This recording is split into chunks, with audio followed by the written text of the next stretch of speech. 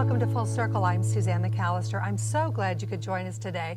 Now, as you look around, you can tell I am not on our usual Full Circle set. It is my pleasure to be here at our South Bend headquarters on the Making Healthy Choices set.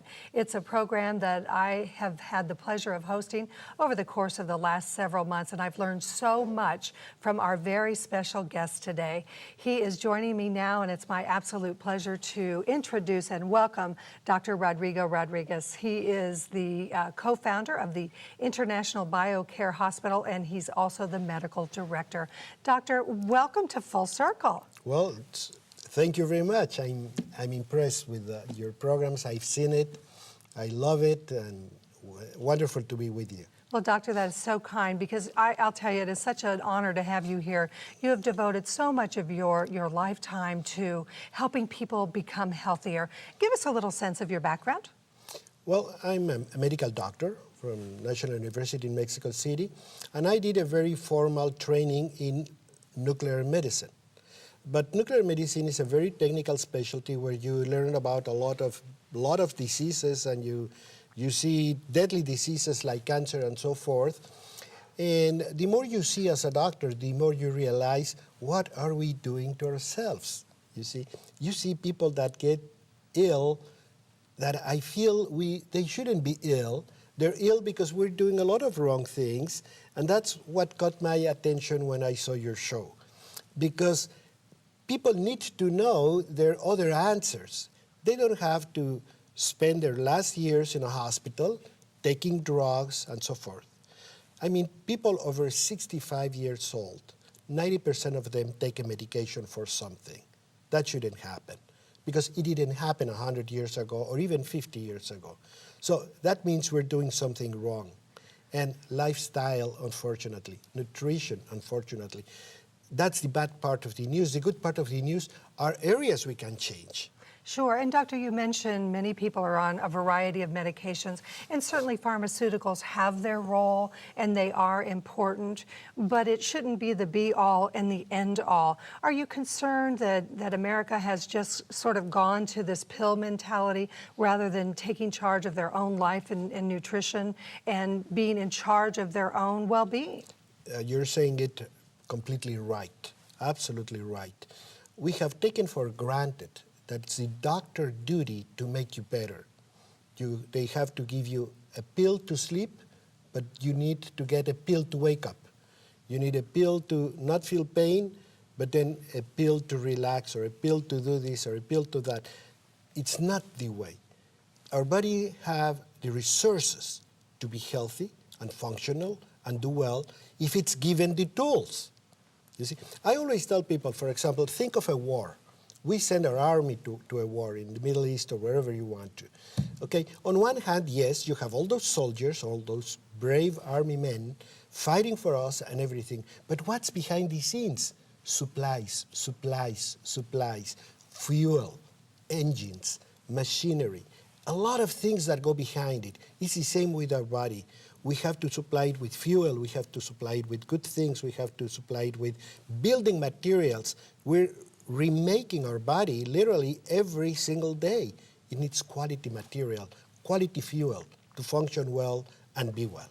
And Doctor, you certainly have a passion for this, but also at the International BioCare Hospital, where I had the pleasure of visiting, you're also dealing with people who quite possibly are at the end of their life. So you see people that might have been just avoiding their own nutrition and health over time. Is it ever too late to start? No, actually, you know what? I know every time you see, or every time I see a patient, and I always trust, and I have never failed, I always trust that I might not know what to do, which many doctors won't tell you, I don't know, but I might not know what to do, but I trust that person's body is going to know the way. And provided with hydration, and providing with vitamins, and providing with supplements, and providing good nutrition, and detoxification, and cleansing, etc., starts making the magic. And yes, you said it right. Pharmaceuticals have their role and place, but you cannot base it all on that. If you don't have a healthier function to begin with, pharmaceuticals are not going to be successful either. So, Doctor, let's also talk about the role of faith. You are a man of faith.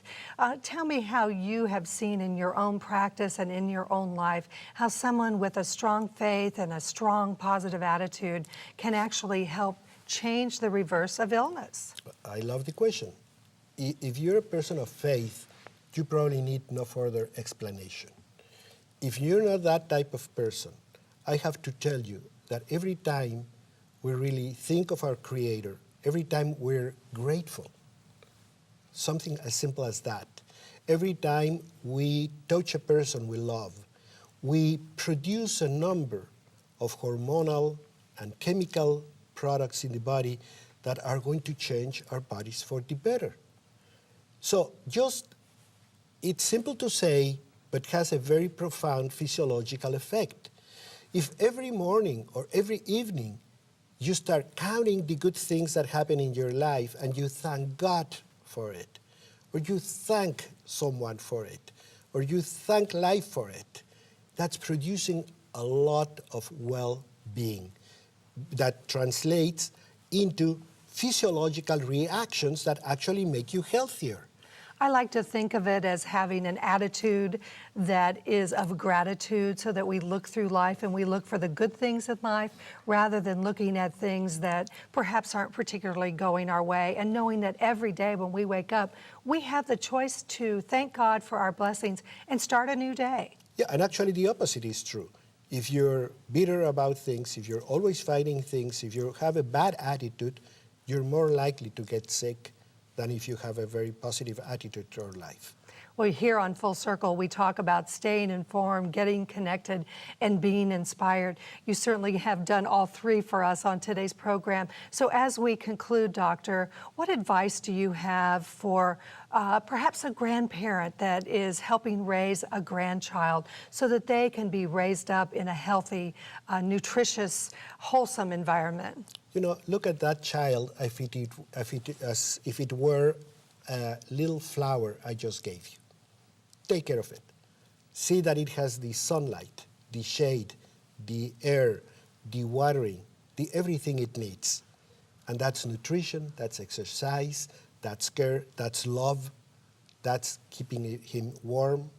And all those things, just be very responsible, because you were giving a great opportunity to take care of someone that's going to develop into a full, beautiful person.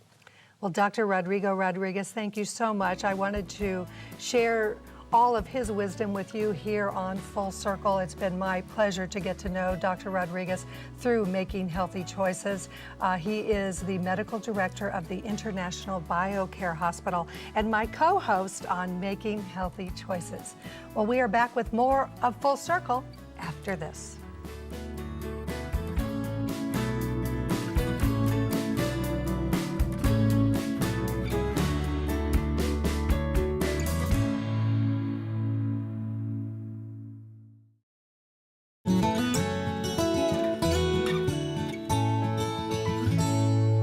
Welcome back to Full Circle.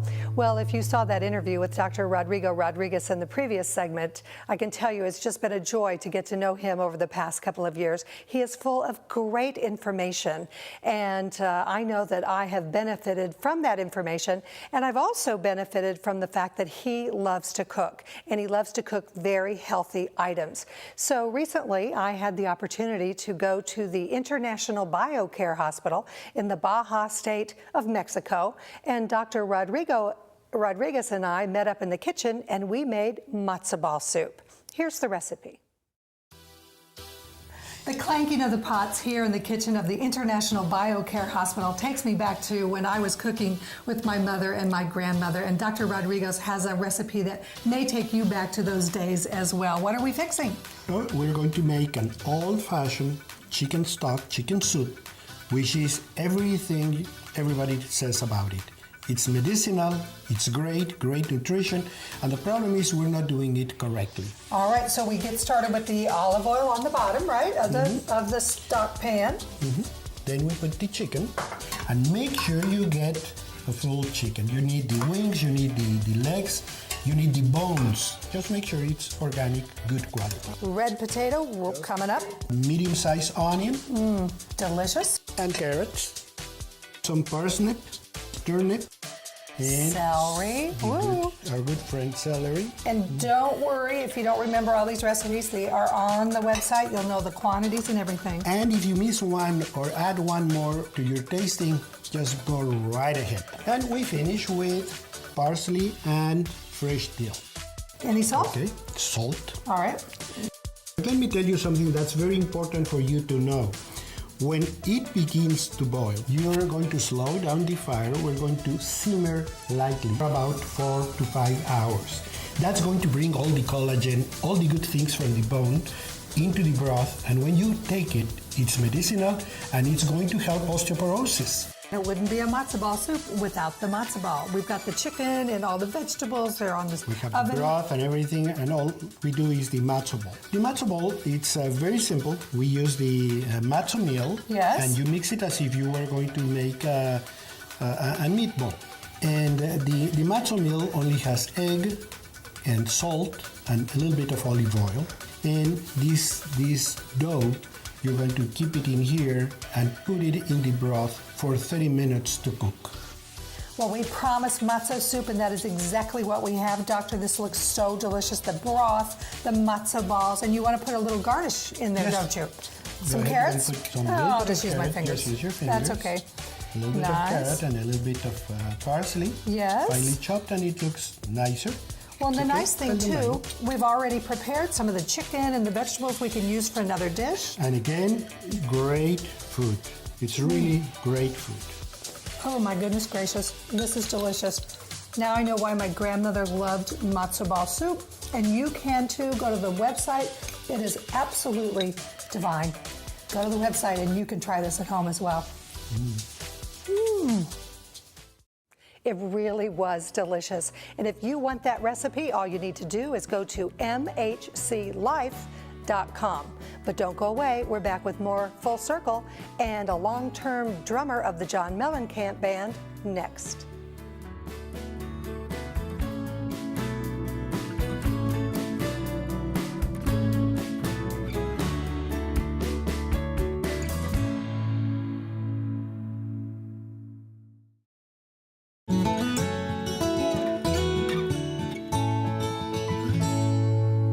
Welcome back to Full Circle. Well, it's my pleasure to introduce professional musician Dane Clark. He has been the drummer for the John Mellencamp Band for 17 years, and he also has his own band, and they will be performing in the last segment of our program. Welcome to the program. Thank you. Thank you for having us. I am so glad you're here today, and I understand that you've been performing since the 6th grade. It was a talent show in Anderson, Indiana. Tell me about Yes, that. it was.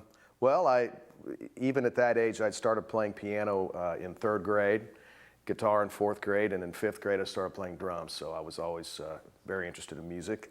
And I was writing my own songs, and I put together a little band and wrote a little song. It wasn't very good, but it was better than anything else at the 6th grade talent show. So here you are many Here I years am. later, and you're still Doing performing. it. We don't do that song anymore, but Oh, you don't? What was the name of the song? it was called I'm Gonna Miss Her. Was it after a person that you knew at that time? No, I think I probably stole it from some other song or something, but I still kind of remember it. So who was it that encouraged you to play the piano and the guitar? How did you get influenced to become a musician? I think it was, my parents supported me as far as giving me music lessons and things like that, but I think it was just always in my blood. It's one of those things where I just listened to the radio all the time, and I had a huge record collection by the time I was 15 years old. It was just something that I knew I was going to do, I guess. You know, I've often heard that if we are looking for something to do, we should go back to what we loved to do as a child. And obviously you loved music then and you love it now. And so I never grew up really, so it's kind of nice in a way. Well, that works. Well, you have been the drummer for the John Mellencamp Band for 17 years, as I mentioned earlier. That's correct. What's that been like? It's been great. I've played all over the world. Got to see a lot of neat places that I probably wouldn't have been able to do if I wasn't in that band. And a lot of great opportunities, and worked with a lot of other great artists because of that. And so it's really been fun. Well, you mentioned you traveled all over the world. Is there any one particular spot that you liked better than the other? I would say Australia is one of the most beautiful places in the world. I'd like to Wow. go back to someday. So, Wow. Okay, so I have to ask you, what's it like to work for John Mellencamp? it's great. It's a fantastic band, and most of the guys have been in the band as long as I have. You get to kind of, you know what the other guy's going to do before they do it, kind of a thing. And it's just a pleasure to go out and play those songs in front of people. Sure. Does it become like your family because you are on the road and you've been with this group of Certainly. people for a number of years? Oh, yes. I mean, you spend less time on stage than you do, you know, on a bus or a backstage or whatever. So it's definitely like your other family. You know, there are some kids that think, oh, when I grow up, I want to be a rock star, or I want to have a band of my own. What would you tell them in terms of what it's really like on the road, but yet to still follow their passion? No, I'd say get a job in computers or something. No, I would say, I mean, if it's in your heart, it's in your heart. So you're going to follow your dream if you really want to. There's a lot of people that are very talented that never end up doing anything with their talent because they don't have the ambition or the drive, or it's not in their heart so bad that they have to go do it. And most people that end up doing it, I mean, all the people that end up doing it, they have to feel that way about it. So I say chase your dream and go for it if you can. It's not easy. I've had a lot of drum students that I've taught drum lessons off and on throughout the years. And I've had a lot of guys come into me, 16-year-old kids go, I want to do what you do. I want to get all those endorsements and all that free stuff. And I tell these guys, I say, okay, you're 16. The first free thing I got, I was 36. So give me a call in 20 years and see where you're at. Maybe you'll get something free. So it's good that you give back and not only teach young men and women how to perform, but you also tell them, you know, kind of the reality of the situation. Yeah, I think you have to do that. You have to be honest about it, just so they can, because I wasn't prepared for it. So I'd like to, you know, help other people when it comes to that. So if a mom or a dad is watching the program and their kid is saying, I want drum lessons or I want piano lessons, what would you say to that parent?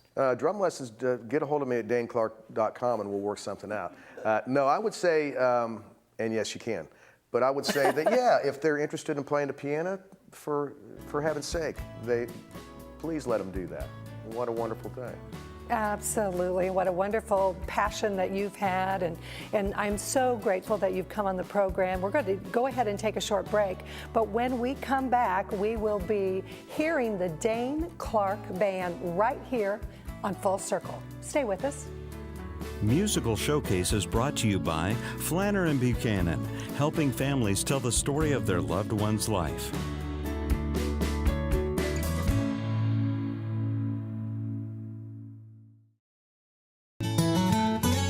Musical Showcase is brought to you by Flanner & Buchanan, helping families tell the story of their loved one's life. Welcome back to Full Circle. Well, as promised, we have Dane Clark back to perform in this section of the program. And Dane, I'm glad you're here. Tell me who is with you today. We have Jack Taylor on the acoustic bass guitar today, and Tim Wright on the mandolin and steel guitar. Well, Jack, it's good to have you, and Tim, good to have you back. Tell me what you're going to perform. We're going to be doing a song off of our latest CD, which is Postcards from the Hard Road, and it's called I Wouldn't Be Me Without You. All right. Well, I'm so glad you could be with us. I'm Suzanne McAllister, and I'll see you next time, Full Circle. 1, 2, 3, 4.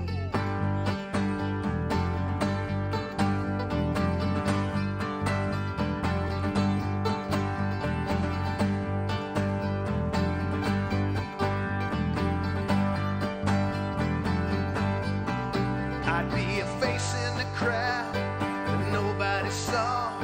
A man with no country, no honor, no law to hold true.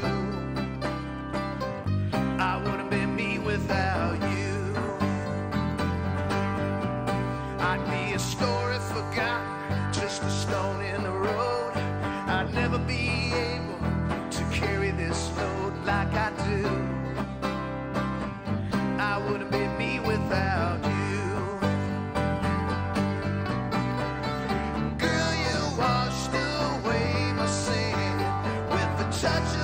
trembling hand.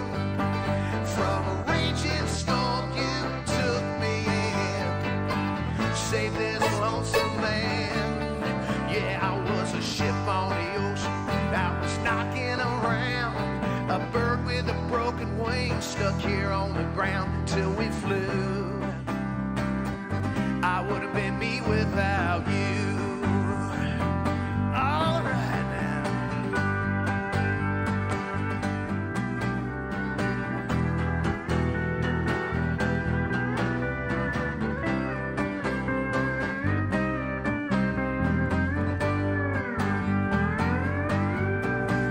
You reversed the curses of my past.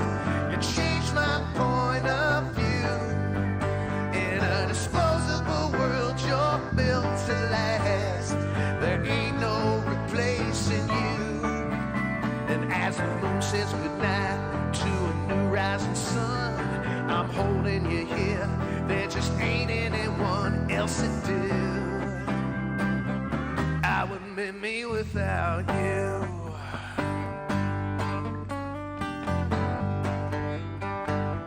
Kick it in now.